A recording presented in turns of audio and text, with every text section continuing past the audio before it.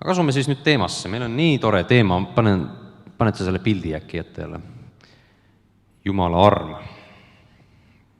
Oi, see on ju tore teema. Jumal on armuline. Kes on nõus, et Jumal on armuline? Tõstke nüüd käsi. Ma ei näe teid väga hästi siin, aga ma näen, et mingid käed tõusevad väga. Meile meeldib sellest rääkida. Jumala armust meil on kõik antud. Kui me kuuleme inimeste tunnistusi, siis seal räägitakse ka, et Jumal on olnud minuga armuline. Ma olin seal halvas kohas, Jumal tõi mind sealt välja. Ma olen nüüd uues kohas, ma olen nüüd uus inimene. Jumal on olnud minuga armuline. Kuid, kui paljud meist julgevad öelda, et me oleme Piiblist nüüd uurinud, mida Jumala arm tähendab? Kui me võtame näiteks Piiblilood ette, Piiblis sellised kesksed isikud, ja siis vaatleme, et kas ja kuidas, võiks siis öelda, toimis Jumala arm nende peal, kuidas oli Jumal nendega armuline.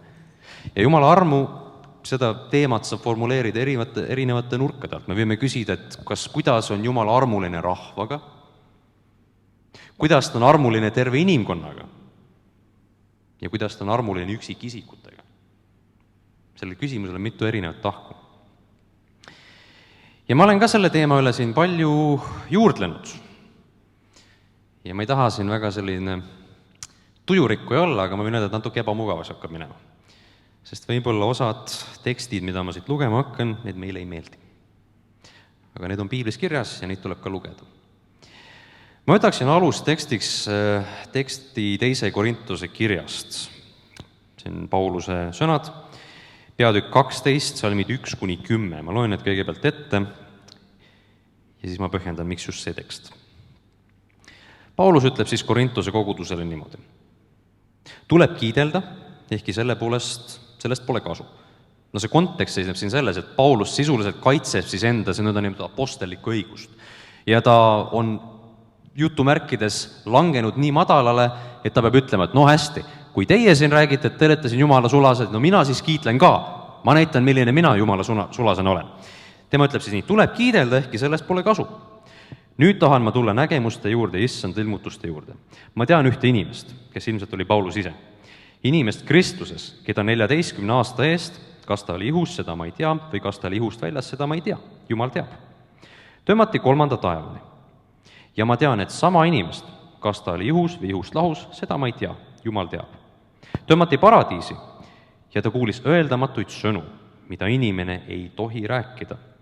Selle inimese üle ma kiitlen. Iseenesest ei kiitle ma muu kui nõtruse üle. Jah, kui ma tahaksingi kiidelda, ei oleks ma rumal, sest ma räägiksin tõtt. Aga ma loobun sellest, et mõni ei arvaks minust enamat, kui ta mind näeb olevat või mida ta minult kuuleb. Ka võrratult suure ilmutuse tõttu. Seepärast, et ma ei läheks kõrgiks, on mulle liha sisse antud vai. Saatana ingel mind rusikatega peksma, et ma ei läheks kõrgiks. Ma olen sellepärast 3 korda issandat palunud, et see minust lahkuks, kuid tema ütles mulle, sulle piisab minu armust, sest nõtruses saab vägi täielikuks. Nii ma siis kiitlen meelsamini oma nõtrusest, et Kristuse vägi laskuks elama minu peale. Seepärast mul ongi hea meel nõtruses, vägivalla all, hädades, tagakiusamistes ja ahistuses Kristuse pärast. Sest kui ma olen nõder, siis ma olen vägev. Aamen. Pauluse sõnad Uues Testamendis. Paulus kannatas. Ta kannatas palju. Kui me mõtleme apostlite peale, me teame jah, et see on niisugune reaalsus, et nad kannatasid, nad piinlesid, mitmed seal surid märtritena. See on see kauge mõte seal. Aga esimese asjana me mõtleme tavaliselt selle peale, et oi küll, nad olid vägevad usumehed. Nad olid Jumalale nii kuulekad, neil oli niisugune eriline ligipääs siin, neil olid annid, neil olid väed, nad kuulutasid, rajasid kogudusi. Evangeelium hakkas levima ja nad pöörasid maailma pahupidi, ma võiks öelda, nad keerasid maailma õiget pidi, sest maailma oli pahupidi, nüüd nad keerasid selle õiget pidi. Vägev. Ja siis, kui me hakkame mõtlema, aga milline nende elu välja nägi, vähemalt inimlikust vaatest, mis olid nende mured, nende küsimused, kuidas oli nende praktiline eluviis, siis me näeme midagi sügavamat. Kui palju me juurdleme selle üle? See, et apostlid ka kannatasid. Või see, millest Paulus siin räägib, et tal on see vai ihus. Ja Jumal ütles, et ma ei võta seda ära. Jah, see on sul siin sees, sa kannatad sellega, ma ei võta seda ära. Ja siis osa meist nagu tahab kukalt kratsida, me ütleme, et okei, Jumal, sa olid ju armuline, armastav, hea. Ja siin on sinu kõige ustavamad sulased.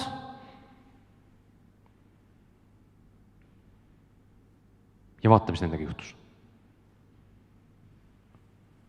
Paulus oli ilmselt üks kõige ustavamaid Jumala sulased üldse, kui me peaksime vaatama lihtsalt seda apostlite rivi. Ilmselt me ei tohiks neid mööta niimoodi, aga nii see on. Ja kas me saaks öelda, et Paulus elas õnnistatud elu? Kas Paulus oleks saanud jagada sellist tunnistust, et ma olin eluga nii halvas kohas, mul polnud lootust, ma olin pimeduses ja siis Jumala arm ilmus minu ellu. Mul hakkas koolis hästi minema, ma sain hea töökoha, minu suhted paranesid, mul on nüüd armastav perekond, halleluuja, Jumal on armuline. Kas Paulus oleks saanud seda tunnistust jagada? Suvel ma kuulasin ühe tuntud sellise Eesti jutlustaja jutlust. Iseenesest sõnum oli hea, aga mind näris see teema seal, et ta jäi nii maiseks. Põhimõtteliselt see kokkuvõte tema jutus on see, et ma ei armastanud Jumalat, ma olin Jumalast kaugel, ma hakkasin Jumalat armastama ja vaadake nüüd vilju. Mul on hea pere, mul on ilusad lapsed. Ja mis see meelde jäi sealt? Kui mina olen ustav, kui mina armastan Jumalat, siis ka minul tuleb selline edukus. Aga kas peab tulema? Kas see on ilmtingimata märk Jumala kohalolust ja Jumala armust? Ma kardan, et paljud meist tahavad siis teha võrdusmärgi. Siin on Jumala arm ja siin on see maine heaolu. Me tahame tuua võrdusmärgi siia. Et Jumala arm, kui Jumala arm on meie peal, siis see võrdub seda maiset heaolu. Ja ma ei ütle, et see nii ei ole, muidugi Jumala arm teeb ka seda. Ja kui inimene tuleb ja tunnistab, et ta oli täiesti kohutavas kohas ja Jumal tõmbas ta sealt välja ja nüüd ta on sellel ilusal sirgel rajal, siis see on suur arm ja sellest tasub tänu tuua. Kuid see ei ole see absoluutne tõde. Alati ei lähe nii. Kas me oleme ka kuulnud tunnistusi, kus inimesed ütlevad, et mul oli suhteliselt normaalne elu, ma tulin usule ja tegelikult kõik hakkas allamäge minema. Raske oli tööd leida, inimestega on keerulisem suhelda, keerulisemaks läks. Aga Jumal on armuline. Kui me loeme Uut Testamenti tähelepanelikult, siis on ka teisi tekste, mis näitavad selgelt seda, et mugavus ei ole alati osa kristlase elust. Ma loen siit mõned tekstid, Matteuse 10, 21-22. Jeesus räägib siin sellest, kuidas öelda, lõpuajast, ütleme siis jutumärkides. See, kus evangeelium levib ja sünnivad suured asjad. Aga vend annab surma venna ja isa lapse ning lapsed tõusevad vanemate vastu ja lasevad neid surmata. Ja te saate kõikide viha alusteks minu nime pärast. Aga kes peab vastu lõpuni, see päästetakse. Ja edasi lugedes Matteuse 10, 34-39.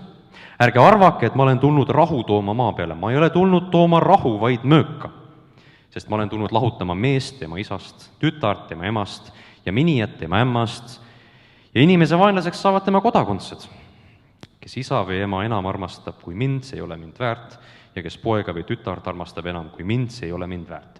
Ja kes ei võta oma risti ega järgne mulle, see ei ole mind väärt. Kes oma elu leiab, kaotab selle, ja kes oma elu kaotab minu pärast, leiab selle. 2. Timoteuse 3.12. Ja kõiki, kes tahavad elada Jumala kartlikult Kristuses Jeesuses, elavad õnnelikult elu lõpuni. Ei ole nii. Kõiki, kes tahavad elada Jumala kartlikult Kristuses Jeesuses, kiusatakse taga. 1. Peetruse 4.12-16. Armsad, ärge võõrastage enesest tulekuumust, millega teid pannakse proovile, nii nagu sünniks teile midagi võõrast, vaid rõõmustage, et nii nagu te olete Kristuse kannatuste osalised, võite rõõmuga hõisata ka tema kirkuse ilmumisel. Õndsad olete teie, kui teid teotatakse Kristuse nime pärast, sest siis hingab teie peal kirkuse vaim Jumala vaim. Ja neid tekste on veelgi, kuid need annavad väga selge ülevaate sellest, et Jumala armu kohalolu, õigemini, et Jumala plaan inimese elus ei ole alati see, et tal oleks mugav ja hea siin olla. Kuid milles siis Jumala arm seisneb? Jällegi see on see uus küsimus tekib. Kas see ei ole mitte ülekohtune? Sa pühendud täiega Jumalale. No sa ohverdad kõik, jätad kõik maha. Ja siis läheb aina ebamugavamaks. Kus see arm seal on? Kas tõesti siis see on kristlik elu? Milles siis Jumala arm seisneb? Ja me võime ju küsida ka siis Pauluse kohta sama. Milles siis Jumala arm seisnes Pauluse elus? Tema loobus ka oma sellest populaarsest variseri staatusest selleks, et Jeesust järgida. Ja ma loen siin eelnevast peatükist ka veel teisest Korintuse kirjast. Ta seal eelnevalt kirjendas ka hästi oma kannatusi. Te võite ka siin kaasa lugeda. 2. Korintus 11 ja ma loen siit salmist 24 alates. Tegelikult salmist 23, jah. Ma räägin pööraselt, mina olen rohkem, ta räägib, et tema on siis suurem Kristuse teener ja ta tahab seda näidata läbi selle, et ta on hästi palju just kannatanud. Ma olen palju rohkem vaeva näinud, palju rohkem vangis olnud, saanud palju enam hoope, tihti olnud surmasuus. Ma olen juutide käest 5 korda saanud ühe hoobi vähem kui 40. Mind on 3 korda keppidega pekstud, 1 kord püütud kividega surnuks visata, 3 korda olen üle elanud laevahukku, terve öö ja päeva olen olnud veevoogudes, tihti olen olnud teekondadel, ohus jõgedel, ohus teeröövlite käes, ohus oma rahva sees, ohus paganate sees, ohus linnades, ohus kõrbedes, ohus merel, ohus valevendade käes. No kus ohus ei oleks olnud veel? Töös ja vaevas tihti vaevlemas näljas ja janus, tihti paastumises, külmas ja alasti. Peale kõige muu, päevast päeva rahva kokku vool minu juurde mure kõigi koguduste pärast. Kas see on mugav? Kas see on lihtne? Kas Pauluse elu oli lihtne? Kas Jumal oli tema suhtes armuline? Ma tahaksin tuua välja 3 sellist olulist tõdemust Jumala armu kohta, 3 sellist tõsiasja siis. Ja ma annan sellise lihtsa kiire ülevaate ja siis toon ka praktilise järeldusele. Esimene, Jumala arm saab ilmsiks kannatuste sees. Teine, Jumala arm ei väljendu alati maises edukuses. Ning 3, Jumala arm seab lõpuks õigluse jalule. Vaatame seda esimest. Jumala arm saab ilmsiks kannatuste sees. Kas oled küsinud enda käest, et kuidas sa saaksid mõõta Jumala armu enda peal või enda elus? Kui sa mingisuguse mõõtkava üritad joonistada ja öelda, et nii palju on seda minu elus või et seda on nii palju. Kuidas seda teha saaksid või kas sa üldse saaksid seda teha? Õige vastus on tegelikult, et seda väga teha ei saa. Kuigi Paulus mingis mõttes siin üritab seda teha. Ja ta näitab seda läbi kannatuse. Kui palju ta on kannatanud Jeesuse pärast? Kui palju ta on kaotanud Jeesuse pärast? Kui palju ta on piinelnud Jeesuse pärast? Ma esmalt defineeriksin ka kiirelt armu mõiste. Sõnaraamatute järgi, piibellikult ja nii edasi. Lühidalt see on välja teenimata soosing või heakskiit. Arm on välja teenimata soosing või heakskiit. Midagi, mida sa ei ole ära teeninud. Nii et kui me elame enda elu selliselt, et Jumal, ma olen ustav, ma teenin sind, ma olen siin, ma annetan, ma käin noortekatel, ma käin palvegruppides, ma käin pühapäeval teenistusel, ma käin ka kodugrupis veel. Kus on minu õnnistused? Siis sa ei räägi enam armust. Sest siis sa sead Jumalale tingimusi ette, millele tuginedes ta peaks sulle midagi andma. Aga nii kui me räägime sellest, siis me ei räägi enam armust. Sest arm on välja teenimata. Kui me räägime Jumala armust, räägime millestki, mida Jumal annab, kuigi seda välja teenib. Ma nimetasin ära selle, et Paulus kannatas palju. Ma lugesin selle nimistu ette ja seal oli väga-väga palju. Ilmselt keegi meist ei saa samastuda sellega. Me ei saa öelda, et me oleme olnud siin laevahukus ja näljas ja alast ja teeröövlite käes, ohus paganate seas, ohus kõrbes ja nii edasi. Aga see on midagi, millega Paulus kiitleb. Meie nuriseme enda kannatustele. Mul on raske. Ma ei ole saanud seda jäätist, kui ma tahtsin seda.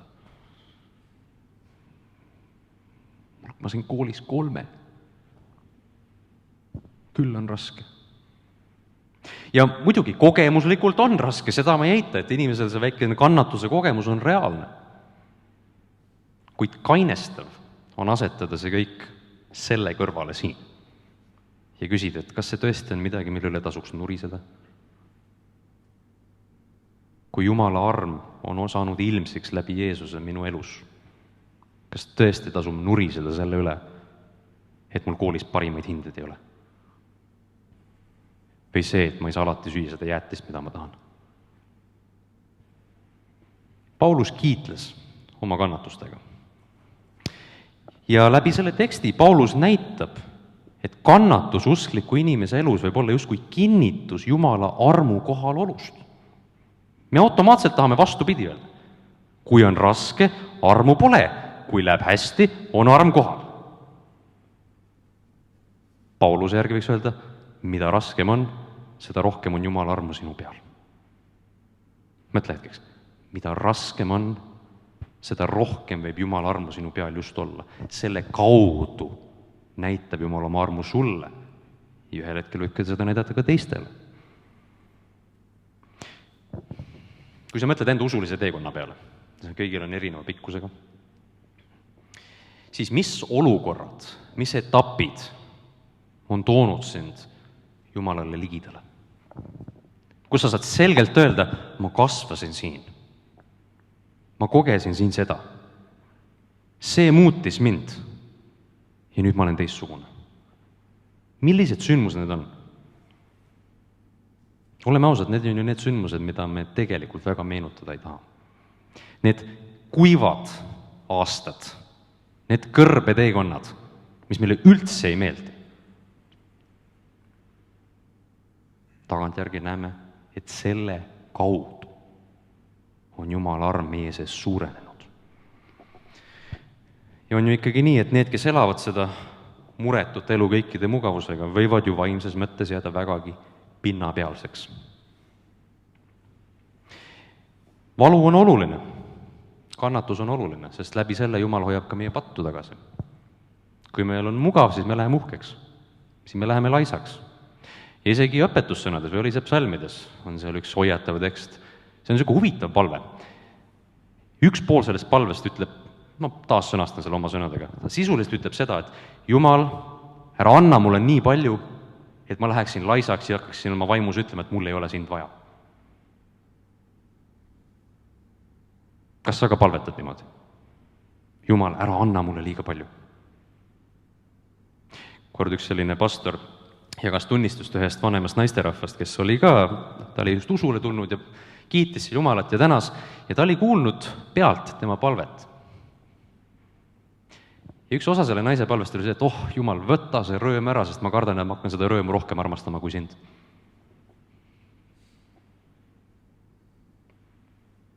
Huvitav mõte. Paulus nimetas ka selle vaia enda ihus. Me ei tea, kas see oli mingisugune vaimne haigus, mingi füüsiline puue, võib-olla mingi patune kiusatus, me ei tea. Aga millegagi ta maadles. Ja Paulus ütleb, et see vai on pandud selleks tema sisse, et ta ei läheks kõrgiks, et ta ei läheks uhkeks, et ta ei saaks olla rasvase rinnaga öelda, et mina olen apostel Paulus ja te kuulute mulle, mina räägin, teie kummardate. Inimlikult oleks seda olnud võimalik. Aga Jumala arm läbi selle vaia hoidis seda tagasi. Teine punkt. Jumala arm ei väljendu alati maises edukuses. Natuke puudutasin seda ideed, kuid vaatame natuke lähemalt. See on oluline tõdemus, et Jumala arm võib välja tulla just nendes elu keerdkäikudes. Selles hetkes, kus meil on vähe, selles hetkes, kus me oleme nendest võimalustest ilma jäänud, selles hetkes, kus meil kool on tuksis, suhted on sassis.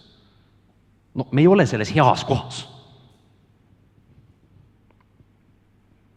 mingit moodi, ma ei tea, kuidas see küll toimub, aga mingit moodi saame kogeda Jumala armu ja mõista, kui väga tegelikult Jumal meid armastab. Paar aastat tagasi oli mul endal üks selline raske aasta. See on niisugune aus ülestunnistus siin, siis te saate aru, et ma olen ka inimene.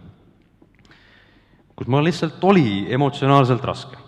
Ma olin selles unistuste positsioonis, ma töötasin miinimumpalga eest, halleluuja. Ma töötasin miinimumpalga eest, kõik mu sõbrad olid mandril läinud, ma olin Saaremaal, see oli aastaid tagasi. Teenisin koguduses kaasa, üksinda põhimõtteliselt. Ja see oli väsitav, see oli kurnav, see oli raske. Ja võiks öelda, et see aasta taevad olid kinni, kui kasutada kaanani keelt. Palvetad, vaikus. Ma maadlesin ka ühe sügava sellise teoloogilise küsimuse üle. Ma võin välja tunnistada, mis see on, see oli vaimu kristimise teemal, et mis see siis ikkagi on. Ja ma hakkasin vahepeal selles perioodis tõesti kahtlema oma päästes, sest ma hakkasin arvama, et äkki ma ei ole vaimuga ristitud, äkki ma ei ole siis päästetud ja ma olin tõesti hädas. Ja siis oli omakorda häda sellepärast, et ma olen ju mingisugune noortejuht veel, mul peaks vastused selged olema. Ma ei tohiks kahelda. Inimesed tulevad minu juurde küsimustega. Ma ei tohiks minna küsimustega teiste juurde. Ja siis tihti, õhtuti, mis ma teha sain, ma läksin lihtsalt kirikusse, kell 11, 12 vahel, ma olin seal pimedas altaris, lihtsalt palvetasin. Ja pikalt oli minu palve see, et Jumal, risti mind vaimuga. Lihtsalt risti mind vaimuga. Sest ma olin kuulnud, et mida järjepidevus oled, seda rohkem pidavat Jumal vastama palvele. Palvetan, risti mind vaimuga. Ja teate, mis juhtus? Mitte kui midagi. Ma olin lihtsalt seal vaikuses ja mitte midagi ei muutunud. Elu läks edasi, aasta sai läbi, tulid uued uksed, avanesid, uued võimalused. Ja kui ma nüüd vaatan tagasi enda sellisele usulisele teekonnale, siis ma ei vahetaks mitte midagi selle aasta vastu, mis mul oli. Sest millegipärast ma nüüd olen hakanud aru saama, kui lähedale ma siis tegelikult Jumalale olin. Ja ma ei tea, miks inimese mõistus nii töötab, aga me kuidagi tagantjärgi tarkuse peale elame. Aga need hetked, kui ma olin tõesti ägamas seal palves, otsisin siiralt hambad ristis lihtsalt Jumalat, palusin seal igasugu palveid täielikus vaikuses. Ma saan ainult öelda, et Jumala arm oli seal ja see on mind muutnud. Maise vaate järgi see ei olnud niisugune edukas koht olla, kus olla. Mul ei olnud maises mõttes hästi. Aga Jumala arm oli seal. Inimlikult tahame küll tõmmata võrdusmärgi selle maise edukuse ja Jumala armu vahele. Aga reaalsus on teistsugune. Ja Paulus on see ideaalne näide. Maises mõttes tal polnud ju mingit edu. Üksik mees. Karjääridel polnud. Piinles. Mingi vaien ka neid ihus, me ei tea, mis see on. Ja tema, kellel on ikka väga eriline ligipääs Jumalale, sai seal eri ilmutusi ja kõike, nagu me siin lugesime, palvetab Jumala poole, võta see vai ära. Jumal ütleb, et ei võta. Sulle piisab minu armust. Ja kõige takka, Paulus suri ka veel enda usutunnistuse tõttu. Kas ta oli maiselt edukas inimene? Võtame ka Vanatestamendi mõned kesked isikud, prohvetid. Tänapäeval meil meeldib kasutada sõna prohvet. Meil on ka teatud sellised ettekujutused prohvetitest. Nii kui me kuuleme, et kogudusse tuleb prohvet rääkima, siis meil on siin pikad rivid, eestpalvetajad, eestpalverivid siin kõik ja nagu vägev värk. Kui sa oled Vanatestamendis kutsutud prohveteks, siis see ei tähendanud suurt kogudust, see ei tähendanud suuri annetusi ja see ei tähendanud ka pikki eestpalverivisid. Kutse olla prohvet Vanas Testamendis lihtsas keeles tähendas tervet elu kannatamist, selleks, et sa mõistaksid rohkem Jumala südant oma rahva järgi. Jesaja, see nimi ei ole ilmselt võõras. Prohvet Jesaja Vanas Testamendis. Ilmselt osad meist on kuulnud jutlusi Jesaja 6. peatüki põhjal. See on see peatükk, kus Jumal andis suure ilmutuse Jesaajale, suured need mingid templisambad tossu täis, seeravid näevad seal, on seal trooni juures, see troon on nii särav, et seeravid katavad ka ennast kinni ja siis Jesaaja näeb enda patusest, ütleb, et häda mulle, sest ma olen patune mees, ma olen roojaste huultega roojase rahva keskel ja siis tuleb üks seeravitest, võtab sealt altari pealt selle söe ja puudutab Jesaajat seal, kus ta just patune on, huulte pealt. Ja patt läheb temast ära. Ja siis tuleb troonist hääl, keda ma läkitan, kelle ma välja saadan. Ja me tahame lugeda seda võidukalt, et Jesaja tuleb, et mina olen sinu mees. Vali mind, ma kuulutan sinu nimel, minu issand. Lugedes laiemalt seda konteksti, siis Jesaja ei ole seal võidukalt hüüdmas. Põhimõtteliselt Jesaja on seal vaikselt, et muide, ma olen ka siin, sa võid mind saata. Ja tavaliselt seal see tekst lõpeb jutlustes. Kuid kui sa loed järgmise salme, siis on seal väga mornid sõnad, sest sisuliselt ütleb Jumal, sinu osaks on kuulutada inimestele niimoodi, et ükski neist ei pöörduks. Sina teed inimeste südamed veel kivisemaks. Jumal kasutas Jesaajat selleks, et inimkonna üle, õigemini juutide üle tol hetkel kohut mõista. Kui meil tuleks siin nüüd jutlustaja, keda me ordineerime, seisab siin ees ja siis töötegijad panevad käed peale ja palvetavad ja ütlevad, et sinu kutse on siis kuulutada nii, et inimeste südamed lähevad kivisemaks ja mitte keegi ei pöördu. Kas see oleks viljakas? Kas see meeldiks meile? Kas me saaks öelda, et Jumala arm on seal? Jesaja elus see oli niimoodi.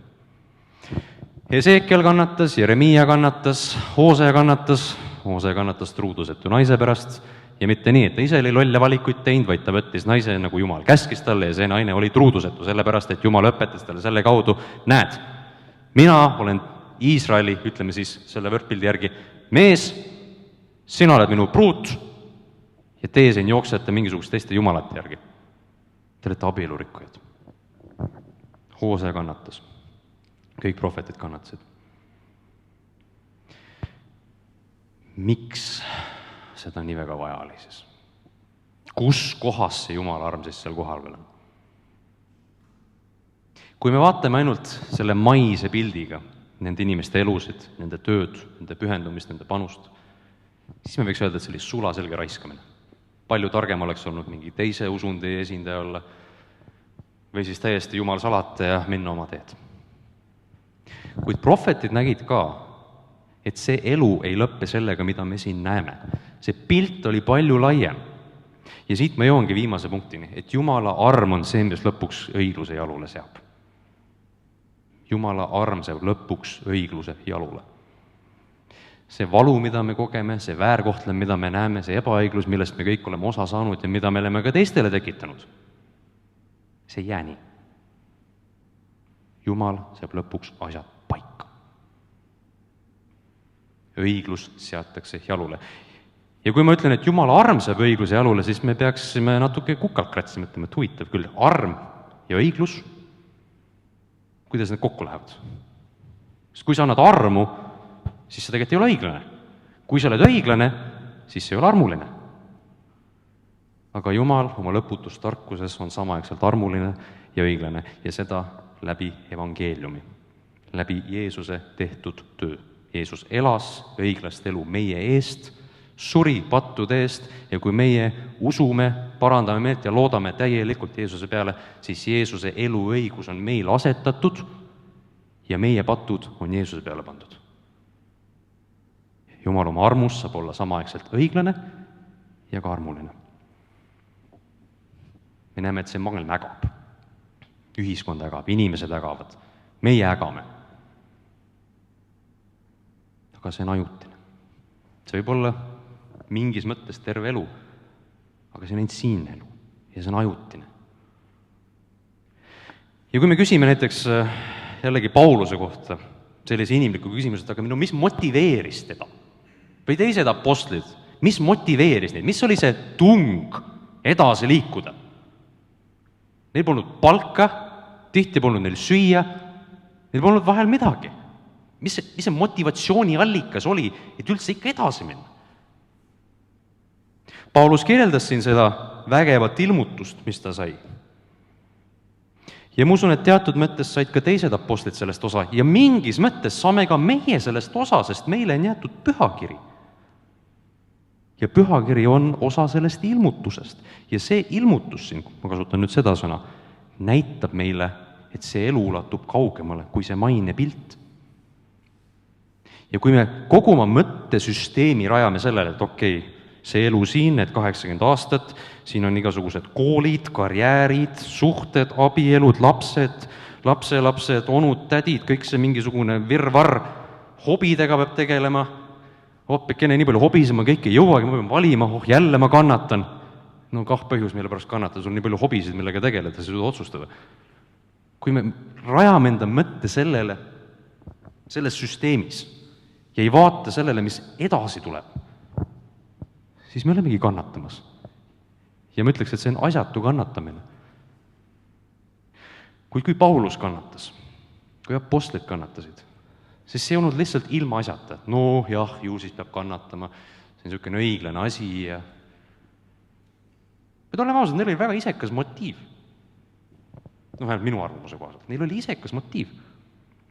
Nad kannatasid selle pärast, et jõuda taevariiki, kus puudub kannatus, kus puudub surm, kus puudub lein. Nad vaatasid kaugemale. Ja seda loogikat me inimlikult ju mõistame. Võtame siis selle maise pildi võrra. Kui sa teaksid, et sa näiteks aasta pärast saad oma unistuste töökoha, kus siin mitte kunagi lahti ei lasta, see on garanteeritud, sul on meeletud hüved, igasugused sporditoetused ja jõuluboonused ja 2 kuud puhkust aastas äkki, 3 vaba päeva nädalas, mis iganes, siin unistuste töökoht. Sa tead, et sa 2 aasta pärast saad selle või aasta pärast, mis iganes. Mingi aja vältel saad. Aga sellele eelneb metsik kannatus. Sa pead õppima nagu segane. Sa pead loobuma oma mugavustest. Sa pead sööma leiba, ainult leiba, musta leiba ja jooma ainult vett. Sa pead olema hästi suurtes ebamugavustes. Kas sa oleksid valmis selle protsessi läbi tegema? Ja ma tean, mina ütleksin enda kohta jah, ma tahaks küll. Kui ma tean, mis pärast seda tuleb, mida ma kõike siis saan. Kui palju enam peaksime me siis siin elus Jumala külge klammerduma, teades, et see, mis pärast seda maist elu Jumala juures tuleb, on veel suurejoonelisem kui see, mida ma just kirjeldasin siin maiselupildis. Paulus ütleb, et ta nägi midagi, mida ei saa isegi inimlike sõnadegi kirjeldada. Ja ma usun, et kui Paulus elas oma elu, kuulutas, jagas evangeeliumi, õpetas, tegeles nende muredega siin koguduste asjade pärast, siis tal oli see pilt ees, et see, mis pärast tuleb, see on parem. Kristus on parem. Kristus on kasu.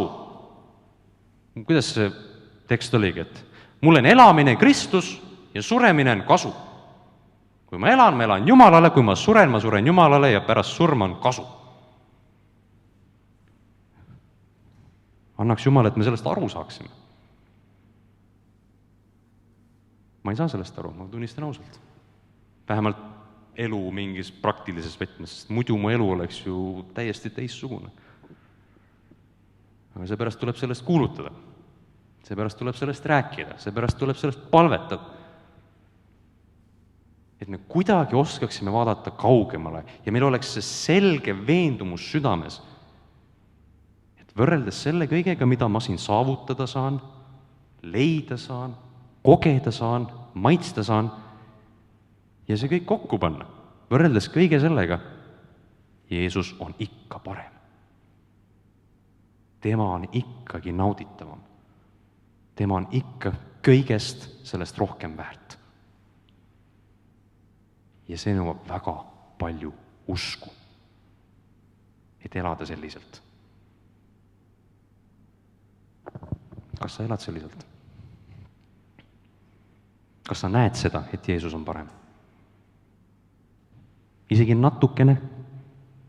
Sest kui sa juba natukene näed, et Jeesus on parem sellest kõigest, siis ka see on suur Jumala arm sinu elus.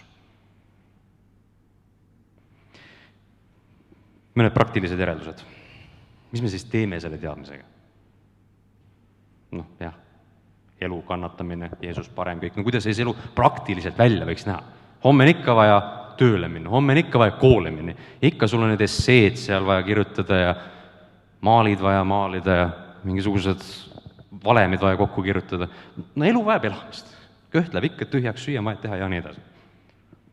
Kuidas me igapäevaelus saaksime ikka elada niimoodi, et me tuleme toime valu, pettumuste ja ka rõõmudega?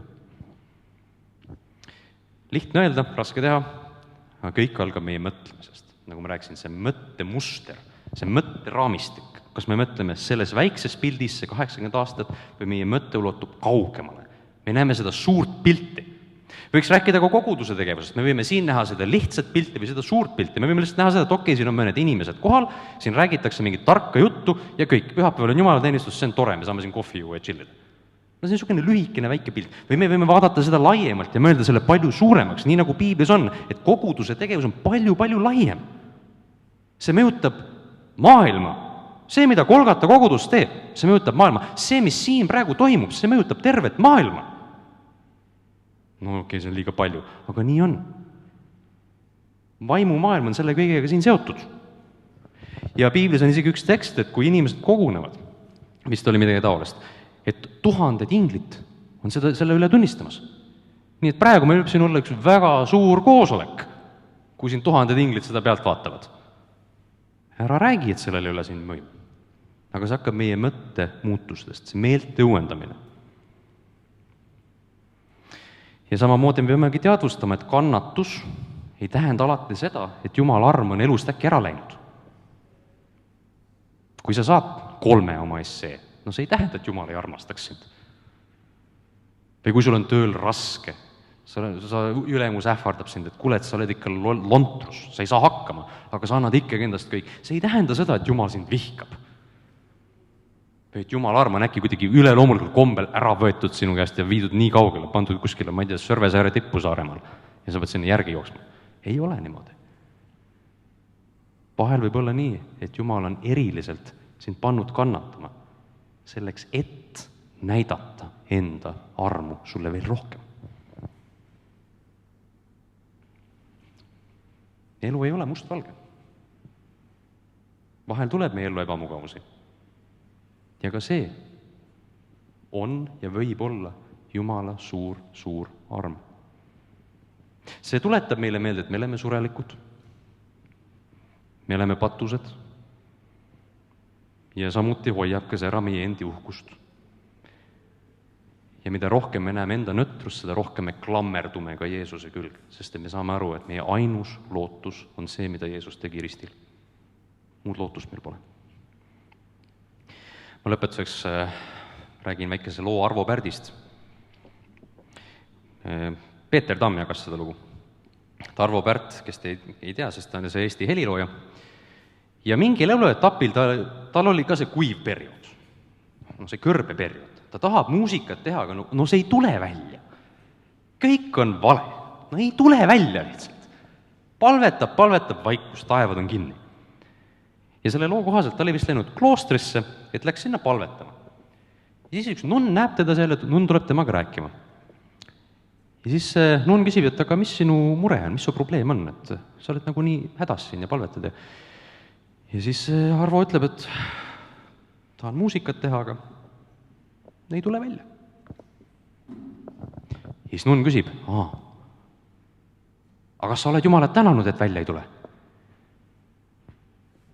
Võt see on huvitav mõtlemine. Me vaatame, et me ei saa asjadega hakkama, et kus Jumala arm on, aga kas sa oled tänanud Jumalat selle eest, et sa nendega hakkama ei saa? Kas sa oled tänanud Jumalat oma vaia eest? See vai võib olla üks väga suur arm sinu elus, sest me ei tea, mida Jumal sellega peale hakkab. Ja tulgu, mis tuleb.